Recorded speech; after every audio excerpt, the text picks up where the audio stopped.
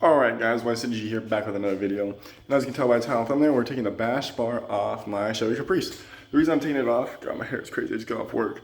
But the reason I'm taking it off is because I'm not a big fan of how it looks, to be honest. It's not like it doesn't look good on the car. Bash bars look good on like Chargers, Explorers, Durangos, stuff like that. But this bash bar does not match. So I'm gonna get my tools and we're gonna try to go take this bash bar after this front bumper off and see what we can do. Let's get it.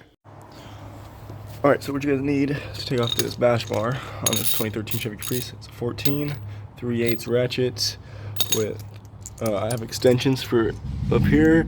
You got bolts right here on both sides, and then you got bolts back there on both sides. So let's get into it. Alright guys, just like that, it is off. It is right here on the ground. It's actually pretty light, but I just don't like how it looks. So we gotta pop the bumper off and see. Hope these are bolted. If not, then I'm gonna find something to grind it off, because it's a pretty damn thick piece of metal. So we're gonna see what we can do.